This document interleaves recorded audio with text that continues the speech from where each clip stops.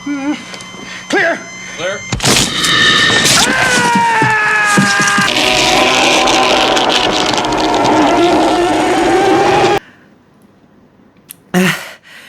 Emang ini film bukan film horor terbaik sepanjang masa ya. Tapi kalau misalnya ngomongin film paling mengerikan yang pernah gue tonton sepanjang masa, film ini jawabannya.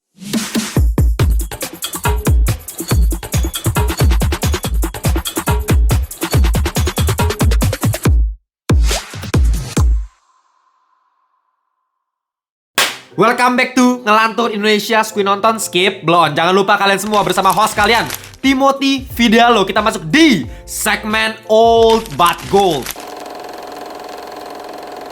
Ya, buat kalian yang baru pertama kali datang di segmen Old But Gold yang ngelantur, di sini gue selalu ngebahas film yang old, yang jadul, tapi tetap gold. Artinya berkualitas. Kalian bisa cek langsung di playlist yang udah gue buat di YouTube-nya Ngelantur Indonesia. Ya, ada film-film Stanley Kubrick, Martin Scorsese, Akira Kurosawa. Mau dari film konspirasi kayak Wizard of Oz, sampai film-film yang kontroversi seperti The Last Temptation of Christ. Udah gue bahas semua. Dan siap-siap aja di segmen Old But Gold kali ini gue akan membahas sebuah film yang super duper mengerikan. Dan gue jamin kalau kalian abis nonton film ini langsung gak bisa tidur 7 hari 7 malam.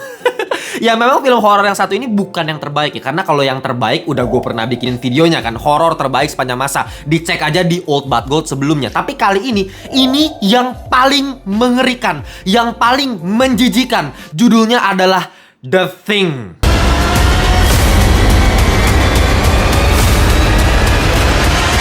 Ya, sebenarnya film The Thing ini adalah remake dari film yang pertama itu The Thing from Another World pada tahun 1951. Yang itu juga sebenarnya adaptasi dari sebuah novel. Novel yang sudah sangat terkenal. Cuma, yang versi 1981-nya ini, yang bakal gue bahas kali ini, itu bisa dibilang jauh lebih akurat sama versi yang novelnya. Karena kalau yang 1951, yang From Another World itu, alien yang ada di novel diganti jadi Frankenstein. Mungkin karena tahun 1951 susah memvisualisasikan alien ya, mungkin aja.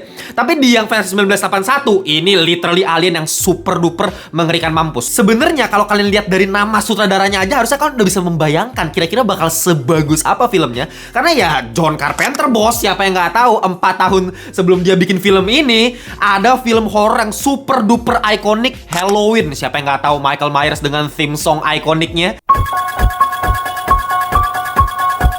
Nah, setelah kesuksesannya dengan film Halloween, akhirnya si John ini memutuskan untuk membuat film horror science fiction. Dan dia buat film The Thing ini yang sayangnya secara pendapatan nggak bisa dibilang sukses. Karena dari budgetnya kan 15 juta US dollar ya film ini ya. Tapi lu tahu berapa pendapatan dari film ini? Cuma 19,6 US juta dollar. Jadi untungnya tuh dikit banget. Padahal proses pembuatannya udah kayak orang mau mati bos. Udah mau meninggoy. Nanti gue bahas semuanya deh. Ya salah satu variabel untuk menentukan kesuksesan film dalam pasar, ya kita lihat pesaingnya. Nah, kebetulan banget nih film The Thing ini kan rilisnya pada tahun 1982. Pas banget 2 minggu sebelum The Thing ini tayang, ada sebuah film yang super duper legend, super duper ikonik dari sutradara yang sangat-sangat luar biasa, Steven Spielberg. Apa itu? E.T. The Extraterrestrial, yang kita semua tahu sampai sekarang masih banyak yang nonton. Sebuah film science fiction mengenai alien yang sangat-sangat heartwarming, sangat-sangat family friendly, sangat dicintai sama masyarakat.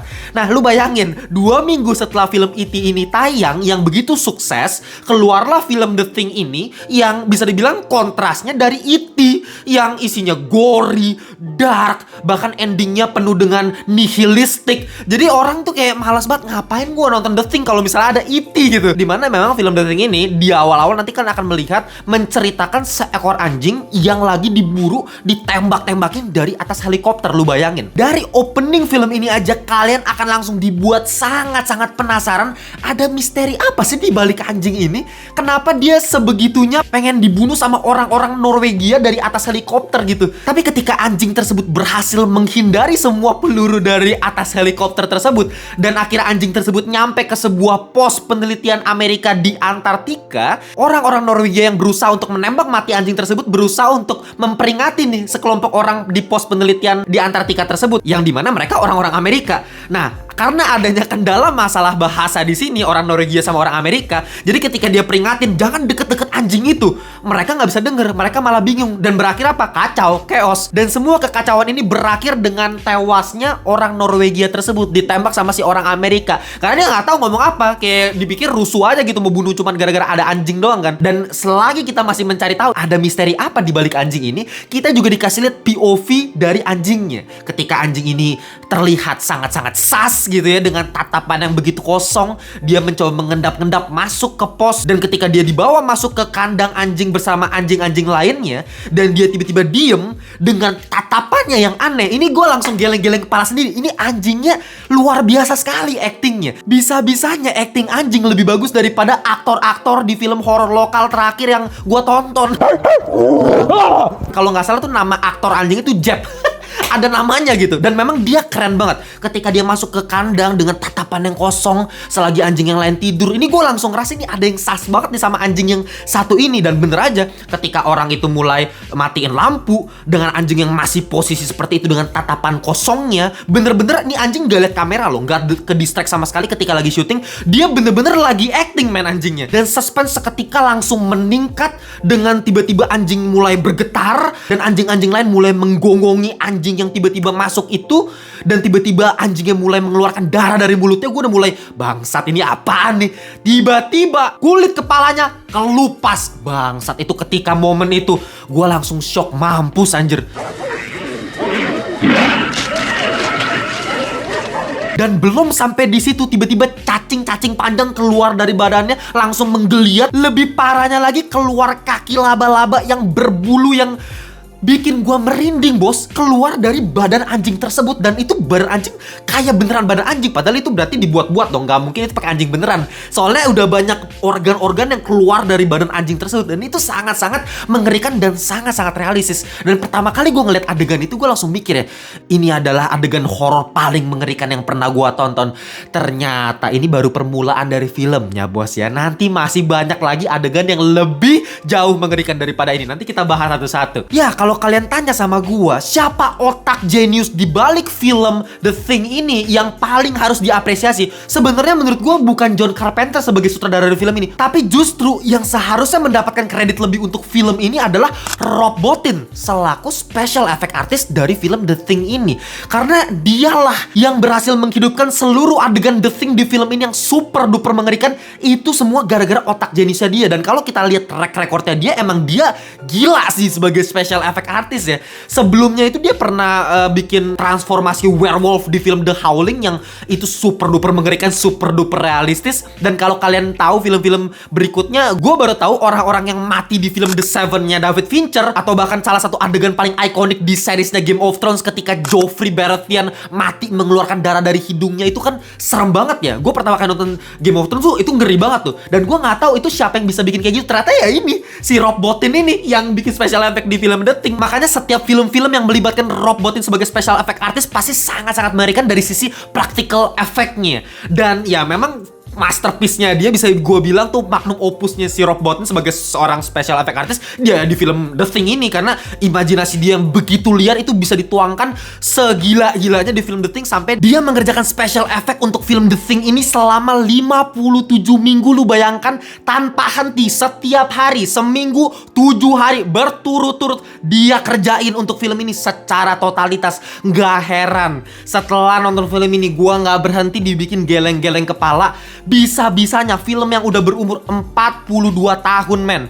Tapi selama 42 tahun semenjak ada film ini, gak pernah ada satu film pun di dunia ini yang even bisa menyamai levelnya film The Thing ini. Bahkan kalau kalian tahu, film The Thing ini kan ada prequelnya, cerita sebelum film The Thing tahun 1982 ini, yaitu pada tahun 2011. Nah, lu bayangin yang 2011-nya udah zaman modern, udah pakai CGI, pakai visual effect, tapi jauh lebih sampah dibandingkan versi OG-nya yang 1982. Nah, ini membuktikan kalau misalnya CGI itu emang gak bakal bisa menyamai levelnya practical effect. Memang ada kalanya CGI jauh lebih dibutuhkan kalau misalnya kayak film Avatar James Cameron, itu udah beda cerita kan ya. Tapi kalau film-film yang horor seperti ini memang practical effect akan jauh lebih unggul karena lebih natural gitu. Bahan-bahannya memang yang udah kita lihat secara nyata. Kayak contohnya makhluk-makhluk yang akan gue bahas nanti di film ini, itu semuanya dibuat dari campuran karet, busa latex, selai stroberi, mayones, permen karet, bahkan sampai jelly. Itu semuanya kayak diaduk, dipanasin, dibentuk sedemikian rupa menjadi makhluk-makhluk yang sangat-sangat mengerikan. Bahkan dari darahnya, cara kulit mereka meleleh. Dan gue yakin banget buat kalian yang baru pertama kali nonton film ini, pasti kalian akan langsung mempertanyakan gimana caranya si Rob Bottin ini menyatukan semua bahan-bahan karet, latex, dan lain-lain, tapi bisa gerak-gerak senatural di film ini. Ternyata memang pakai banyak metode, pakai banyak teknik. Seperti ada teknik marionette. Kalau kalian tahu marionette itu puppet string ya, yang kayak Sasori di Naruto kalau kalian tahu.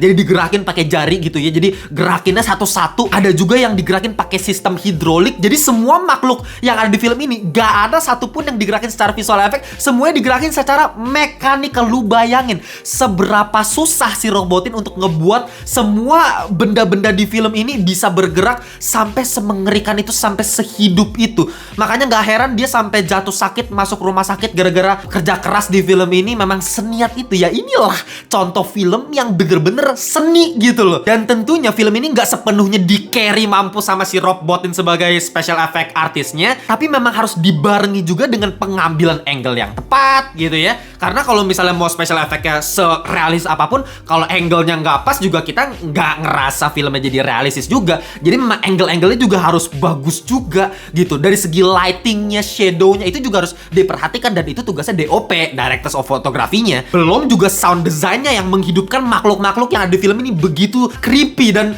untungnya memang scoring-nya itu nggak terlalu mendominasi ya. Nah, biasanya John Carpenter itu kan, dia kan sebenarnya komposer. Jadi kalau kalian nggak tahu, dia itu sutradara, tapi dia komposer juga. Contohnya misalnya film Halloween, kalau kalian tahu musik ikoniknya si Michael Myers yang tung tung tung tung tung tung tung tung tung, nah itu dia yang buat sebenarnya. Nah tapi di sini musiknya dia nggak pegang sendiri, dia serahin ke orang lain, yaitu si Ennio Morricone, yang harusnya kalian udah pernah lihat musik-musiknya dia di film The Good, The Bad, and The Ugly. Itu mungkin bisa jadi salah satu film yang kita masukin di Old But Gold berikutnya. Ya bisa juga itu film western yang ya tau lah scoring-scoring musik ikoniknya seperti apa. Nah itu kan ambil cowboy gitu gerakan. Nah itu film The Bad and the Ugly, itu yang si buat musiknya itu si Ennio Morricone, dan dia buat di film ini. Tapi beda banget ya ciri khas musiknya, dia cuma pakai kayak dua nada yang sama nadanya. Jadi cuma dom dom dom dom cece gitu doang loh. Kalau misalnya Steven Spielberg, John Williams di film Jaws kan pakai EF kan, EF dam dam dam dam gitu kan. Nah gue bingung loh, dua nada itu kayak selalu bisa memberikan ketegangan yang luar biasa, padahal cuma dua nada. Dan di film ini nadanya cuma satu, bayangin diurang repetitif, dua not dam dam dam dam. Gila men. Dan karena memang scoringnya minimalis, jadi sound design itu nggak ketutupan sama scoringnya, jadi nggak alay, nggak lebay, jadi tetap sangat realistis dan lebih sering malah hening filmnya gitu. Dan untuk menambah nuansa yang realistis di film ini, bahkan si John Carpenter itu bikin suhu ruangan saat syutingnya itu 4 derajat Celcius doang. Lu bayangin bos. Makanya ketika nanti kalian lihat di film ini, orang-orang para penelitinya itu kedinginan beneran, kedinginan itu nggak dibuat-buat, nggak acting, emang mereka kedinginan beneran. Anyone messes with me and the whole camp goes. Tapi bagaimana dengan penulisan cerita dari film ini? Apakah film ini cuma bagus dari sisi teknisnya doang, dari segi visual dan musiknya? Ya memang gue harus akuin, ini bukan tipe film yang membuat kita empati sama karakternya, takut kehilangan karakternya karena penulisan karakternya begitu dalam gitu ya. Ini bukan tipe film yang secara story itu kuat, tapi memang bukan itu tujuan dari film ini. Sama kayak film 12 Angry Men yang sama-sama gue udah pernah bahas di Old Blood Gold juga. Itu kan cuma menceritakan 12 orang dalam satu ruangan, dan kita nggak peduli latar belakang cerita seperti apa. Kita nggak usah dibuat empati sama karakter-karakter juri di film tersebut, karena memang ke-12 juri tersebut cuma ada di ruangan tersebut untuk menentukan nyawa dari seorang bocah mau dihukum mati atau enggak gitu. Nah ketegangan antara mereka, kalau misalnya mereka disatuin dalam satu ruangan, kayak gimana hasilnya? Itu yang pengen kita lihat. Sama kayak film ini, sama-sama 12 orang bahkan. Jadi ini kan menceritakan 12 orang yang ada di pos penelitian Amerika di Antartika. Mereka kayak di Antabrata, susah buat berkomunikasi dengan wilayah-wilayah yang lain. Dan tiba-tiba ada anjing yang sebenarnya itu The Thing masuk ke tempatnya mereka. Dan yang jadi masalah, The Thing tersebut bisa mengkopi organisme lain. Dia bisa menyerupai bentuk makhluk lain dengan sangat sempurna. Bahkan dari sifatnya, bahkan dari cara bergerak, cara ngomong, memori, itu bisa di copycat sama makhluk tersebut. Jadi 12 orang ini bertujuan untuk cari tahu di antara mereka kira-kira siapa yang jadi makhluk itu. Dan film ini bertujuan untuk memperlihatkan seberapa paranoid orang-orang kalau misalnya mereka berada di situasi yang seperti ini dan mereka jadi nggak percaya satu sama lain ya. Ini jadi film yang seperti Who is Who, kita tebak-tebakan gitu. Dan sepanjang film ini kita bisa dibuat terus berspekulasi kira-kira siapa makhluknya di antara mereka. Dan tentunya dengan film tipe seperti ini udah pasti banyak red herring alias pengecoh. Nah, kayak misalnya di awal kita bakal dikasih Clark sebagai pengecoh pertama gitu. Karena memang dia adalah diceritakan dari awal sebagai pecinta anjing yang dari awal udah kelihatan ketika anjingnya itu ketembak gara-gara anjingnya dicekek sama makhluk yang pura-pura jadi anjing, dia langsung ngamuk-ngamuk, langsung nyerang orang yang gak sengaja nembak anjingnya dia. Bahkan ada satu orang yang namanya Dr. Blair yang diceritakan dia sebagai orang yang paling pintar dan dia yang pertama kali tahu juga kalau misalnya makhluk ini nyampe ke pemukiman dalam waktu 27.000 jam seluruh dunia akan terjangkit infeksi makhluk The Things ini gitu. Jadi ketika dia mengetahui hal tersebut, dia langsung kayak orang gila kan, langsung jadi orang gak waras dan langsung paranoid mampus. Dia nggak percaya sama semua orang temennya dia lagi. Dan ketika si Dr. Blair ini berhasil diamankan karena udah gak waras, udah paranoid, disekap, diikat, dimasukin ke gudang, dia ngomong kalau misalnya lu harus awasin si Clark. Kenapa? Karena memang Clark ini sangat spesial hubungannya dengan anjing. Dia yang paling deket sama anjingnya dan dia juga gak terlalu bisa berkomunikasi dengan baik sama teman-teman yang lain. Lu bisa ngeliat lah di sepanjang film ini dia dialog sama teman-teman yang lain tuh kayak nggak ada keharmonisan sama sekali, nggak ada rasa persahabatan dibandingkan teman-temannya dia gitu. Dia kayak terisolasi sendiri. Gak heran kita bakal langsung terkecoh sama nih orang si Clark gitu. Dia dijadiin red herring pertama di film ini. Bahkan ketika kita masuk ke adegan paling mengerikan berikutnya di film ini, nah kita bisa ngelihat si McReady yang diperankan sama Kurt Russell itu dituduh sama yang lain. Nah disinilah letak kejeniusan dari film ini. Ketika si McReady itu ngancam buat ngedakin dinamit kalau misalnya ada yang nyerang dia karena dia dituduh sebagai The Thing, tiba-tiba ada satu orang di antara mereka yang namanya Norris itu pingsan secara tiba-tiba. Nah dari awal sebenarnya gue udah curiga mampus sama si Norris. Kenapa? Karena dari awal nih orang tenang banget dan banyak yang kasih kepercayaan sama nih orang gitu. Nah dalam teori plot twist biasanya ada red herring dan harusnya kita bakal sas sama orang yang dijadiin red herring ini. Tapi biasa orang yang kita nggak sas malah nih orang yang bakal jadi penyebabnya. Makanya gue berpikir kalau si Norris lah yang kayaknya bakal jadi The Thing gitu. Itu awalnya. Tapi jeniusnya film ini adalah kita dibentrokan dengan dua konflik. Pertama konflik si McReady yang dikira sebagai The Thing, dia pengen ledakin. Bahkan kita diperlihatkan Clark si pecinta anjing udah siap-siap ngambil pisau bedah buat menikam si McReady. Karena lagi-lagi mereka tuh udah bener-bener mengira si McReady ini udah hilang otak. Apalagi dia ngancem buat ngeledakin dinamit. Tapi di sisi lain ada konflik di mana si Norris yang pingsan di CPR gitu jantungnya jedung, jedung. Nah ketika ada dua konflik yang dimasukin secara berbarengan, berganti-gantian scene-nya ya antara si McReady dengan si Norris yang pingsan dan itu terus-terusan dan grafik meningkat intensitasnya karena udah ada drama di kedua belah pihak dan sampai di titik si Norris itu dipakein alat pacu jantung disetrum. Clear. Itu momen shock mampus gila, gua jantungnya bener-bener masih kerasa kagetnya seberapa gila ketika ngeliatin scene itu. Apalagi ditambahin scene tangan putusnya si Dr. Cooper. Kasian banget tuh, dia lagi mau nyelamatin si Norris malah dia yang kena korban, tangannya putus dan dia langsung mati anjir. Gila men, apalagi dikasih lihat kepala Norris itu bergetar dan secara perlahan terputus itu men. Organ-organnya keluar semua, kepalanya langsung meninggi ke atas. Lu bisa, inilah si Norris yang udah langsung berubah jadi The Thing. Ini nih gambar ini mengerikan mampus. Ada kaki laba-labanya lagi, ada bulu-bulunya lagi. Gila men, praktikal efeknya terlalu realistis, bikin gue merinding. Tapi lagi-lagi kalau kalian berpikir scene tersebut adalah scene yang paling menegangkan di film ini, kalian salah besar. Karena masih ada satu scene di klimaks akhir yang lebih mampus lagi dan scene-scene menegangkan di sepanjang film yang kalian tonton tadi, semuanya itu menuju ke satu titik klimaks terakhir ketika pengecekan tes darah. Nah, ini kan momen dimana moment of truth. Kita udah tahu sistem kerjanya The Thing ini seperti apa. Udah ada beberapa korban dari The Thing ini, tinggal tersisa berapa orang ini, dan udah pasti masih ada satu makhluk lagi di antara mereka. Dan tes darah ini membuat ya udah pasti kita langsung deg-degan mampus kan untuk nungguin hasilnya seperti apa. Nah, cara tesnya adalah dengan orang-orang tersebut diikat sama McReady supaya mereka nggak ngelawan gitu ya. Dan masing-masing dari mereka diambil darahnya, dan darahnya mereka disentuh pakai kawat yang udah dipanasin. Karena menurut teori si McReady, kalau misalnya darah orang tersebut udah bercampur dengan The Thing itu, ketika dikontak dengan kawat yang panas pasti akan bereaksi. Nah, disinilah yang menegangkan. Kita mulai dari si Windows yang dari awal kelihatan paling ketakutan di antara yang lain. Ya gue udah ngerasa memang dia kayaknya emang human, dia manusia biasa gitu ya. Dan kelihatan pas dia dites, oh nggak ada reaksi apa-apa terhadap darah dia. Dan habis itu kita langsung lanjut lagi ke dua mayat yang udah meninggal, yaitu mayatnya si Cooper yang udah buntung tangannya dan dia masih aman ternyata darahnya, dan juga si Clark yang ditembak mati sama si McReady gara-gara menusuk dia. Nah, ternyata dia juga aman, dia juga cuma manusia. Nah, pas giliran tes darah seseorang bernama Palmer, disinilah jeniusnya. Ketika lagi mau dites tuh darahnya Palmer, si Gary yang belum gilirannya dia ngomel-ngomel, dia bilang this is nonsense gitu kan. Kita dikasih dialog sesaat untuk mengalihkan suspense yang terjadi di adegan tersebut. Ini kan sequence lagi menegangkan. Kita pengen tahu nih siapa di antara mereka yang ternyata The Thing gitu. Tapi tiba-tiba dikasih dialog seperti ini yang lagi-lagi kita dikasih red herring sesaat, dimana kita langsung mencurigai si Gary gitu. Dia ngapain ngomel-ngomel padahal belum giliran dia. Dia udah ngamuk-ngamuk. Udahlah nggak usah gitu kan. Nah, kita udah pasti juga ada dia gitu. Bahkan si McReady juga bilang, gue udah duga lu bakal ngomong kayak gitu Gary gitu kan. Terus dia langsung bilang, ya gue emang udah paling mencurigai lu, makanya darah lu akan gue tes paling terakhir gitu kan. Nah, belum selesai dia ngomong, dia kan lagi ngetes Palmer kan. Pas sentuh, tiba-tiba The only one that could have got to that blood will do you last.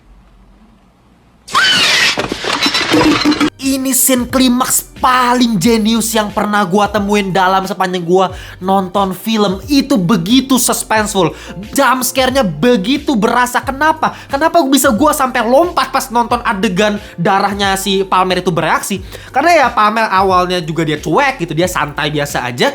Gua sama sekali gak expect Palmer orangnya, apalagi dengan distraksi si Gary yang ngomel-ngomel. Kita nggak dikasih waktu untuk mencerna apa yang akan terjadi selanjutnya. Kita nggak bisa memprediksi jumpscare bakal ditaruh di adegan itu. Dan tentunya nggak sampai di situ ya. Ketika darahnya bereaksi, si Palmer langsung menunjukkan makhluk wajah aslinya seperti apa, dan dia berubah menjadi Thing yang super duper mengerikan. Lagi-lagi darah keluar dari mata, kulitnya langsung membengkak. Itu ngeri mampus cuy. Ditambah lagi dengan back sound orang teriak di belakang, wah gitu ya, dengan orang-orang yang terikat di sebelahnya dia yang lagi mau dites, tapi takut banget di sebelahnya ada The Thing dan dia nggak bisa ngapa-ngapain karena lagi diikat kan. Terus dia langsung sebisa mungkin menjauh gitu. Itu adegan yang super duper genius. This is the best man. Lu tahu parahnya apa lagi? Flamethrowernya si McReady yang udah dipegang dari tadi macet bos. Dimana si Palmer tuh lagi berubah gitu. The Thing muncul, flamethrower macet. Tambah tegang lagi. Gue bener-bener nggak bisa napas nih di adegan sini nih. Apalagi si makhluk itu udah menggigit si Windows. Akhirnya Windows juga mati juga. Dan ketika akhirnya flamethrower bisa nyala dan dibakar makhluknya, di situ gue bisa langsung relega. Bener-bener gue langsung rilis. Beneran gila, gue setegang itu, gue setahan napas itu pas adegan scene ini. Makanya gue bilang yang luar biasa dari film ini gak cuma dari segi practical effect-nya, gak cuma dari prosthetic makeup-nya dari si special effect artisnya itu, tapi dari segi timingnya juga luar biasa, editingnya juga luar biasa. Karena kalau kita ngomongin sebuah horror yang suspenseful, itu semua is all about timing gitu. Timing kapan kita harus resting, kapan kita harus dibuat tahan napas, kapan kita harus dibikin rilis, itu semua harus pas gitu. Barulah gue bisa ngerasain perasaan semenegangkan ketika gue nonton film The Thing ini.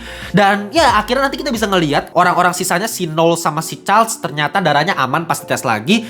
Dan tinggal sisa satu orang kan, yaitu si Dr. Blair yang masih ada di dalam gudang. Tapi pas si McReady sama Charles itu cek ke gudang, ternyata si Dr. Blair udah hilang gitu. Nah kita udah makin curiga nih, orang juga kayaknya udah terinfeksi juga nih sama makhluk The Thing-nya itu. Bahkan si Dr. Blair ini matiin listrik di seluruh wilayah pos tersebut. Jadi mereka mati lampu, udah nggak ada pemanas suhu ruangannya, dan ya udah mereka tinggal tinggal nunggu mati kedinginan aja kan. Makanya si MacReady memutuskan untuk meledakkan tempat tersebut sehingga masih ada panasnya, meskipun ya panas tersebut gak bisa bertahan lama juga gitu. Apinya bakal padam dan dia juga pada akhirnya bakal mati. Ya singkat cerita Knowles nanti mati lah. Jadi pokoknya tinggal sisa si MacReady sama si Childs di bagian akhir film ini. Nah sayangnya film ini memang ditutup dengan open ending. Dan gue yakin banget kebanyakan dari kalian ketika nonton film ini bakal gak suka. Karena pasti banyak dari kalian yang mikir kalau misalnya film beginian yang ada misterinya lebih seru tuh kayak ada penyelesaiannya. Gue juga paham sih. Tapi kalau misalnya kita mencerna lagi makna di balik film ini mengenai nihilistiknya juga, menurut gue ini film yang luar biasa, ditutup dengan ending yang juga pas juga, dengan suasana yang dilingkupi dengan kegelapan, tersisa 2 orang yang dimana Charles juga selama 10 menit terakhir film tuh nggak tahu nih orang kemana, tiba-tiba baru muncul setelah 10 menit dia hilang, dan kita juga langsung curigai si Charles gitu kan, siapa tahu dia juga udah terjangkit sama The Thing ini. Jadi kita nggak tahu apakah MacReady yang udah terjangkit juga kita nggak tahu gitu. Jadi film ini bener-bener ditutup dengan perbincangan mereka yang udah putus harapan. Mereka udah nggak punya harapan lagi. Mau nunggu apa? Nunggu apinya padam kan? Dari ledakan tersebut gitu. Dan itu lagi musim dingin, lagi beku banget. Dan kalau misalnya api mati, udah mereka mati atau enggak ada yang berubah dari antara mereka menjadi The Thing. Pokoknya semuanya adalah bad ending. Hasil akhirnya kita bebas lah kalau mau nonton film ini, mau interpretasi endingnya seperti apa itu masing-masing dari kalian. Dan itu serunya dari film ini. Tapi esensinya lagi-lagi mengenai nihilistik dari film ini itu masih berasa sekali, yaitu nggak ada harapan lagi buat mereka. The Thing tetaplah adalah pemenangnya. Itu yang sangat mengerikan dari film ini. Ya, kalau kalian punya pendapat yang berbeda seputar film ini, tulis di kolom komentar aja, karena film ini sangat-sangat asik untuk diperdebatkan, diperbincangkan, dan coba kalian tulis skor dari kalian berapa. Tapi kalau kalian tanya final skor dari gua, mungkin gua bakal kasih 9,5/10 alias top Marco top. Nggak ada obat, bisa gua bilang ini film salah satu film horror paling bagus yang pernah gua tonton, dan yang paling mengerikan itu The Definitely ya. Ya, masih ada beberapa kelemahan dari segi plot cerita, penulisannya memang ya ini bukan film tipe yang logik sih, lebih ke tipe yang penting menegangkan aja deh. Ya kalau misalnya selama kalian gak mikirin terlalu masalah alur dan logikanya, nggak terlalu jadi masalah sebenarnya. Oke, gitu aja. Kita jumpa di video berikutnya. Bye bye semuanya.